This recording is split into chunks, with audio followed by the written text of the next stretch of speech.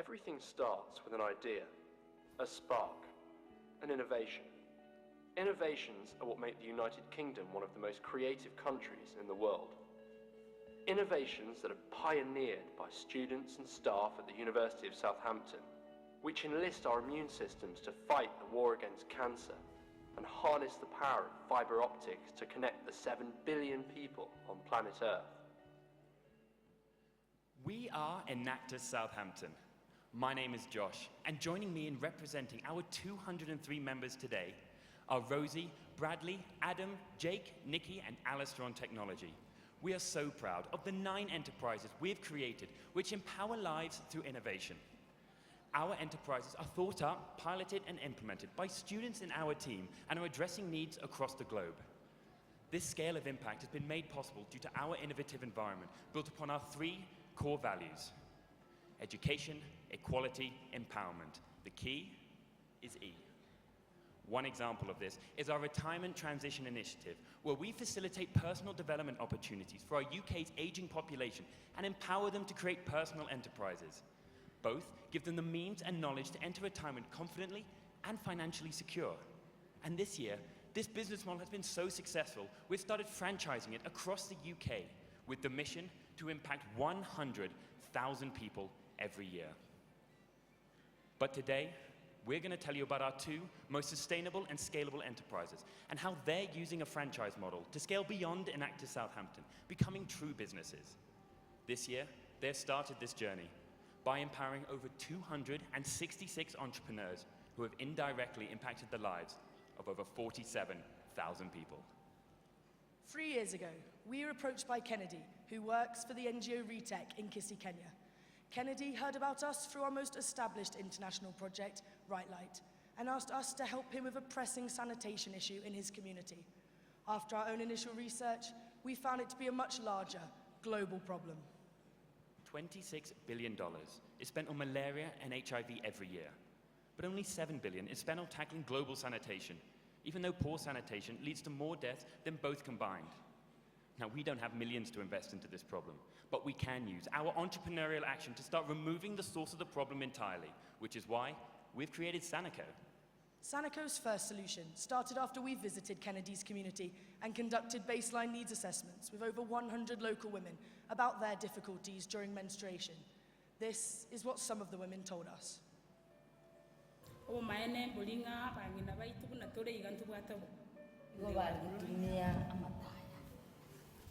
Kerata boleh yang angkat tijera, kapan ngayan tijake, digerem tabasosoka. Nanya nawa na baita baise kichinga kichi aya na roba ko korabna 92 abaibuli tos. Abandi mburu bako noma tukosaba bono kwanya robanyo rwasama soma. Ngenje yayigo tutabugati kibesa na tutabugati yo okumanyanga ibintu mbiro turatumye. These women told us how this lack of community understanding had left them feeling isolated and vulnerable. Yet they are experiencing nothing different from all the women around the world, from all the women in this room. One of these women is Christy. When I traveled to Kenya, Christy told me that her daughter Sarah was missing school that week. She was on her period, and it would cost more than a quarter of Christy's income to provide towels for herself and her 4 daughters. By listening to Christy and Sarah, we developed the Sanako sanitary towel, which is made by local women for local women, and is 2% the price of commercial alternatives. 2%.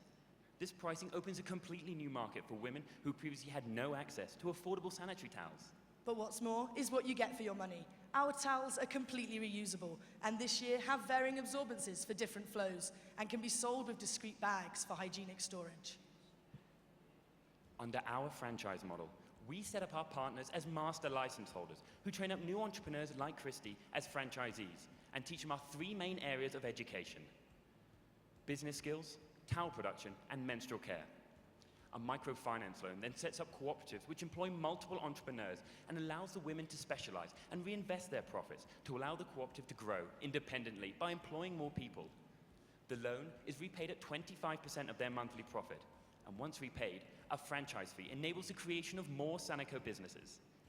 During this time, our partners conduct monthly reports which allow us to analyze everything from business performance to new customer needs.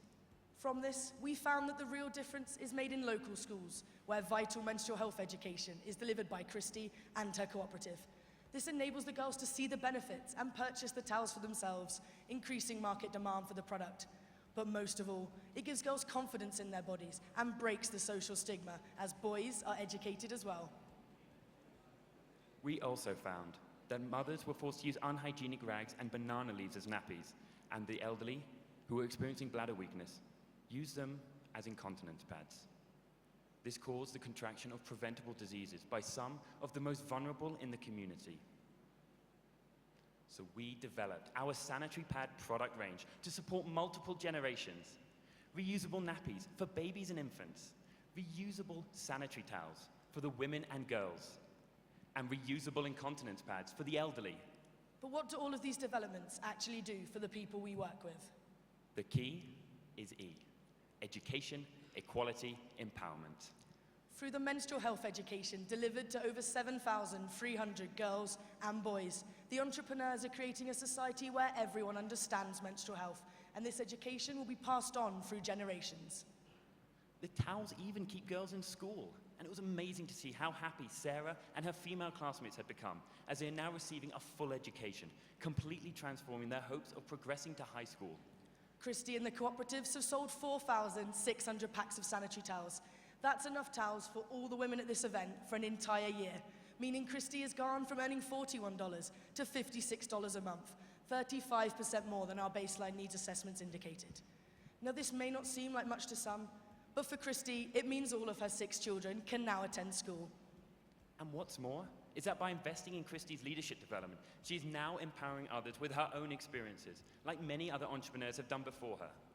This is how happy Christy was when we went to visit her. I can just go and sell them.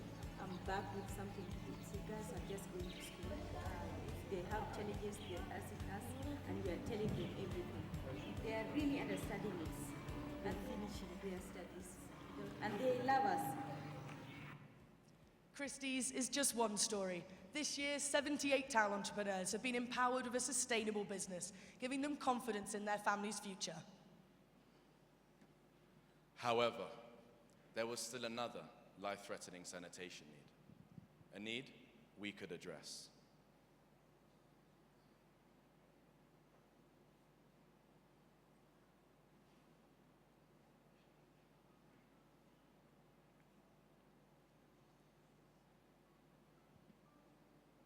This is research from the World Health Organization about the global need for toilets.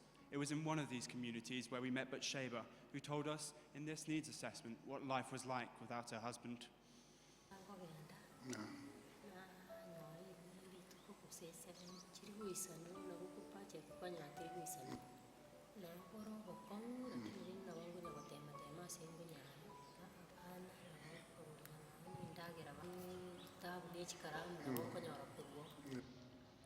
To make things worse, Batsheba also told us that governments were pressuring schools to improve their toilet facilities, but her community simply did not have the money, training, or support required to address this problem. As a result, 50% of Kenyan schools are at risk of closing down, like Katati Primary School, where 250 children were left without a place to learn. To solve this problem, myself, Adam, and 7 other engineering students used our skills to design a composting toilet made from 60% recycled materials, which includes external urinals to encourage use by men. The toilets separate the 2 types of human waste to produce completely safe liquid and solid fertilizers, which are then sold on to the local farmers. The fertilizers triple farmers' crop yields and are 90% cheaper than commercial alternatives, increasing the financial livelihood of the farmers and our entrepreneurs. To prevent schools from closing down, we've worked with Batsheba to develop a new multi-cubicle toilet design, and are introducing them into 8 schools. The toilets are big enough for 12 children to use at once, safely storing and converting over 200 tons of human waste per year. But do you know what makes the solution even more sustainable? This vital yet simple infrastructure is built entirely by our entrepreneurs. But what does this actually mean for the communities we work in? The key is E. Our toilets mean that 8 schools can no longer be shut down, keeping over 3,600 children in education. Previously, our needs assessment showed that women were not seen as equals. However, when we went to Kenya, Basheba told us that by supplying the fertilizer to the male farmers, attitudes towards her had improved, giving her newfound confidence and showing that women can add value to not only their own, but men's livelihoods as well. The increased fertilizer production from the multi-cubicles has enabled Basheba to expand to new markets by negotiating a supply contract with a large fish farmers cooperative worth over $100 per month. But don't take it from us. This is what Basheba had to say.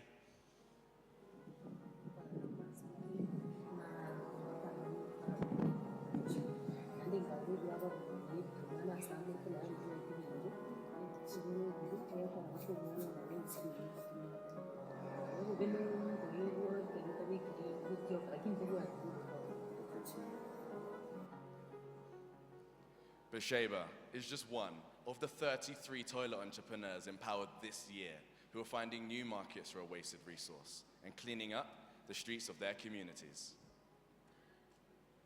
Over the past 3 years, our towel and toilet businesses have started to eradicate preventable diseases.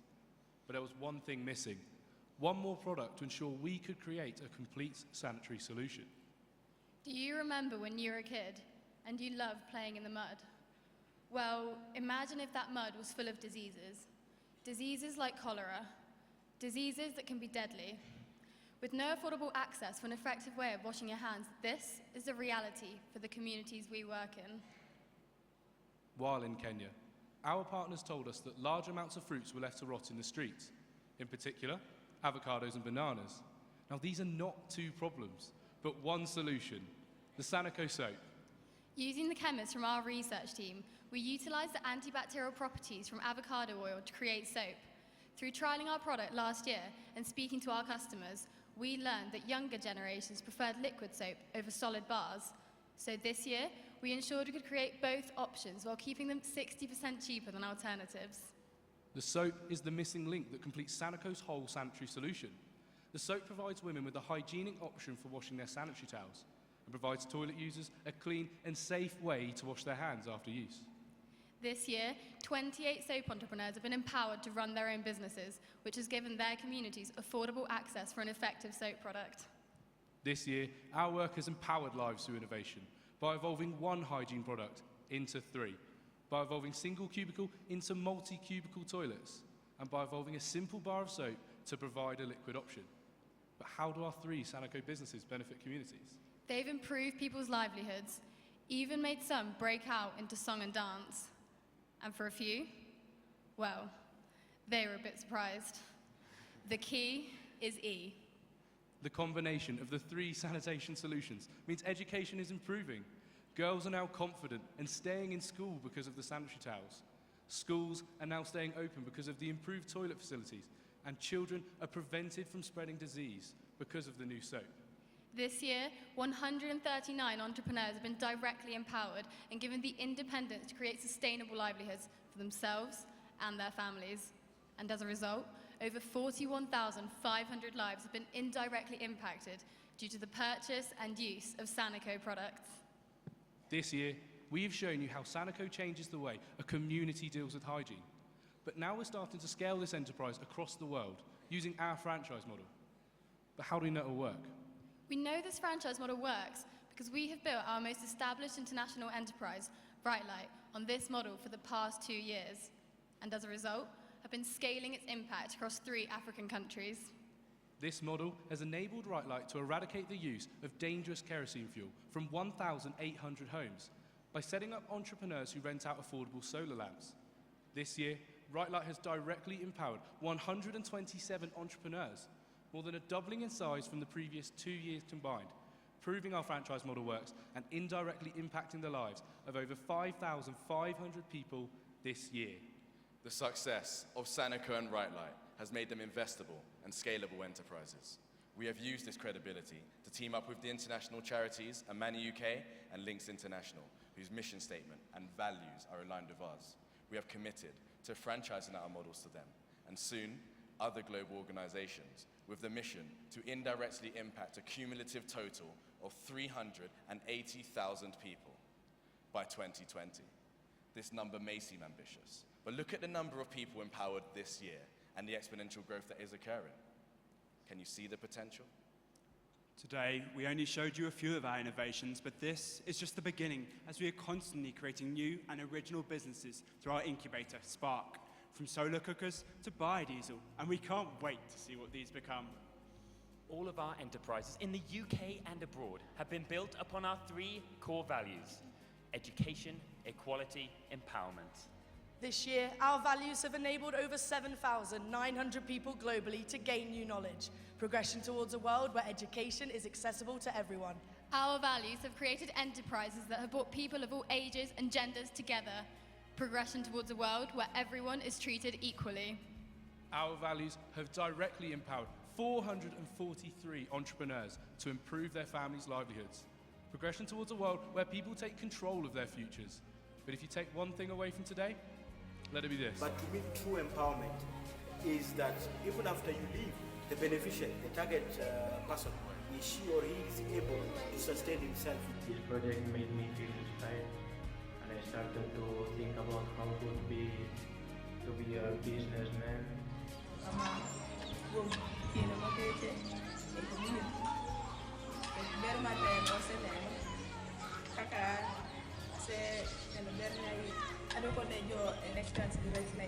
You have done us good because of the project that we started here at the Younger Primary School. This is only possible because of who we are. What we stand for. We are not just students. We are not just a society. We are a social enterprise. A business committed to helping others. A business that not only meets the needs of individuals, but the needs of communities. The needs of over 47,600 people this year. And together we are Enactus Southampton. Thank you to the team from the United Kingdom. Judges, you may now begin the question and answer period.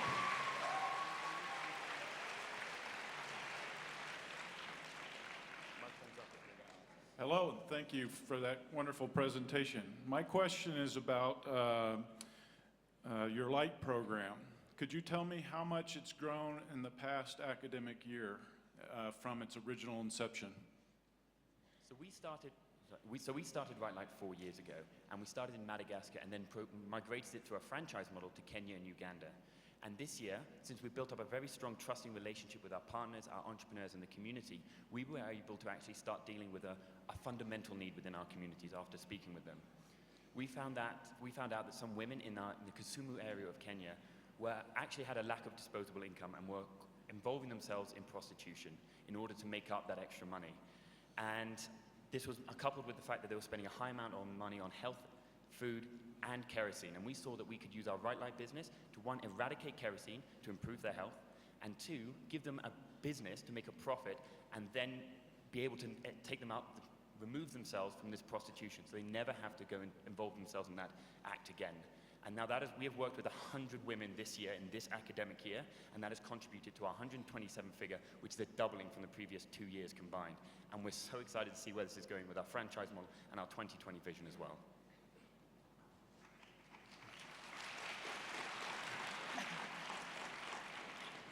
You don't discuss it in the video, but you do highlight it in your brochure. I was wondering if you could go into more detail about Bluepoint.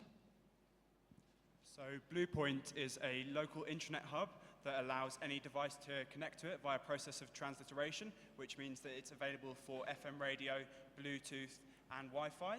It provides data on anything from education, business models, to anybody in the community, and it's free access. So it's provided alongside our microfinance loan to the entrepreneurs, and we're starting to grow this. At the moment, we're conducting a pilot with EcoFinder, and we hope to roll it out in the next few years so that everybody in the community has free access to healthcare information, education, and our business models. Thank you.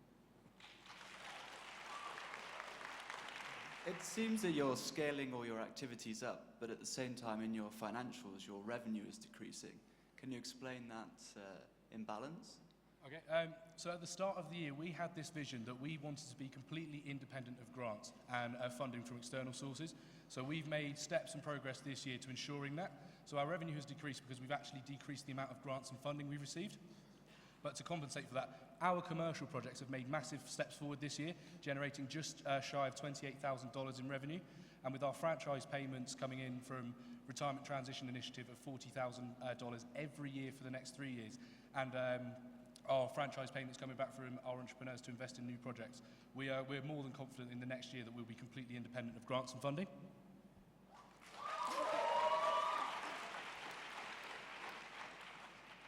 Thank you very much, and I congratulate you for your the choice of the 3 E's. You've chosen the interventions with the highest value added. And I also appreciate the fact that your interventions are integrated, but it's not clear to me from your video whether the 3 projects are implemented in the same locality as complementing one another, or they are implemented in different localities. Another thing is not clear to me is the local partnership. You are from the UK, and when I see the pictures in the lab, it's British, but the interventions are made in Africa. How much is the local input to your research and needs assessment? Thank you.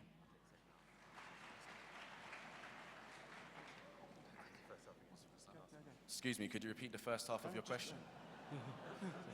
The first question, please. I want to know how much is the input, the local participation in your research, in your needs assessment, and I want to know if the programs are all implemented in the same neighborhood or locality, or they are dispersed, because they complement one another. Thank you.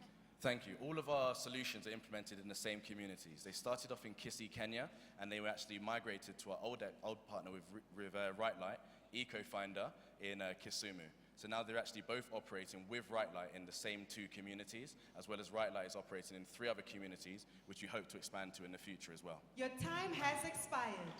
Judges, please join me in thanking the team from the United Kingdom, University of Southampton.